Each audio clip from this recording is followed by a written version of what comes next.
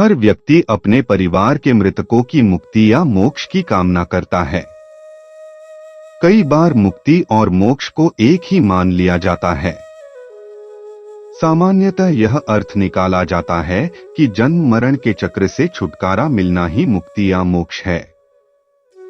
आइए जानते हैं कि मुक्ति क्या है, मोक्ष क्या है, मोक्ष की आवश्यकता क्यों है, क्यों हम मोक्ष को प्राप्त करें। मुक्ति क्या है? जब कोई सामान्य व्यक्ति मरता है तो उसकी सद्गति के लिए श्राद्ध या तर्पण करते हैं। कहते हैं कि कर्मों के अनुसार व्यक्ति यदि पशु, पक्षी या प्रेत आदि बन गया है तो उससे मुक्त होकर वह पुनः मनुष्य योनि में आ जाए या देवलोक चला जाए। इसके लिए गया में श्राद्ध कर्म किया जाता है। अंतिम कर्म ब्रह्मा कपाली में होता है।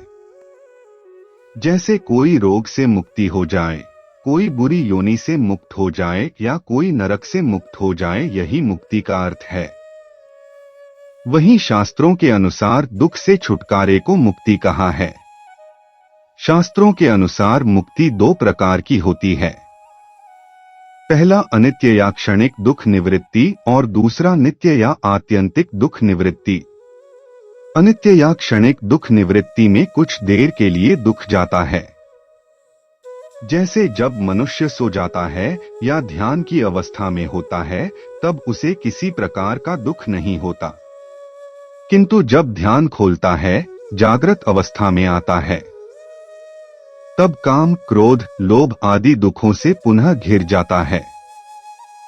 अतः अनित्य या क्षणिक दुख निवृत्ति को प्रायः मुक्ति कहा जाता है। यानी कुछ पल के लिए दुखों से छुटकारा को मुक्ति कहते हैं। नित्य या आत्यंतिक दुख निवृत्ति को मोक्ष कहते हैं।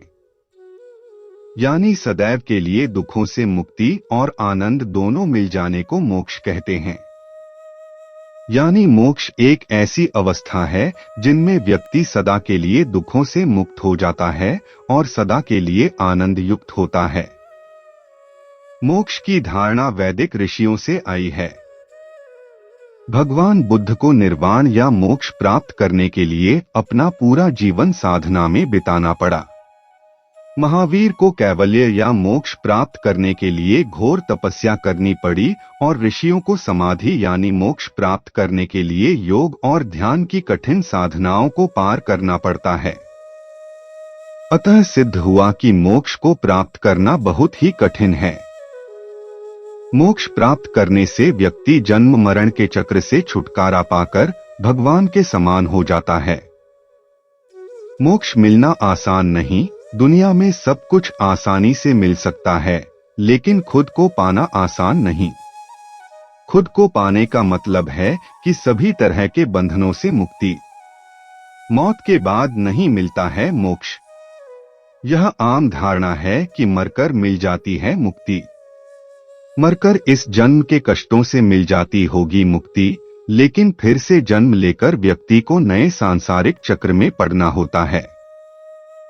प्रभु की कृपा से व्यक्ति के कष्ट दूर हो सकते हैं, दूसरा जन्म मिल सकता है, लेकिन मोक्ष नहीं। मोक्ष के लिए व्यक्ति को खुद ही प्रयास करने होते हैं।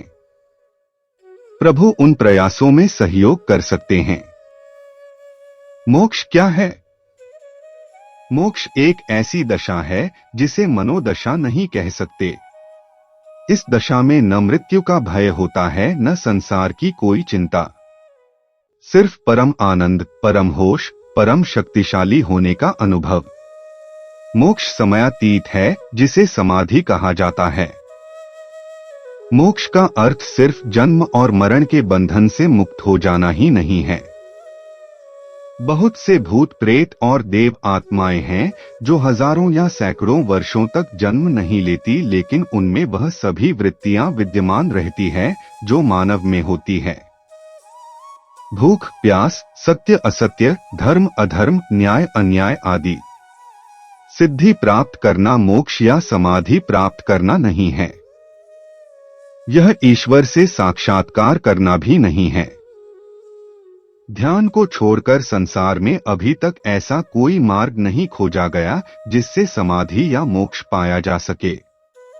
लोग भक्ति की बात जरूर करते हैं, लेकिन भक्ति भी ध्यान का एक प्रकार है।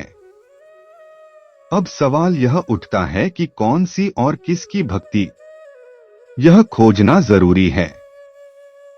गीता में जिन मार्गों की चर्चा की गई है, वह सभी मार्ग साक्षित्व ध्यान तक ले जाकर छोड़ देते हैं।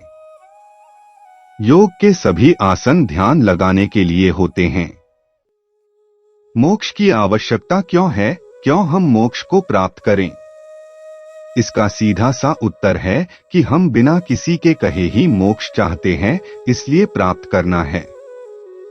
यानी हम दुख से मुक्त होना चाहते हैं और आनंद की अभिलाषा करते हैं। अब यह दोनों किसी को मिल जाए तो कहा जाता है कि वह मोक्ष को प्राप्त हो गया। कोई भी व्यक्ति दुख नहीं चाहता, सभी आस्तिक नास्तिक आनंद ही चाहते हैं। इसलिए ऐसा कहना उचित ही है कि सब मोक्ष चाहते हैं। ध्यान रहे, मोक्ष एक अवस्था है जिसके लिए किसी तरह के शरीर त्याग की जरूरत नहीं होती है। ये पूर्णतया इसी जीवन में सशरीर हासिल की जा सकने वाली स्थिति है। भगवान की प्राप्ति या मोक्ष मरने से पहले प्राप्त करना होता है, क्योंकि मरने के बाद कर्म करने का अधिकार नहीं है। मरने से पहले मोक्ष की अवस्था किसी को प्राप्त होगी, तभी वो मरणोपरांत परम गति को प्राप्त होगा। तुलसीदास, सूरदास, मीरा, प्रहलाद, परीक्षित आदि भक्तों ने पहले मोक्ष प्राप्त किया, फिर संसार छोड़ने के बाद परम गति को प्राप्त हुए।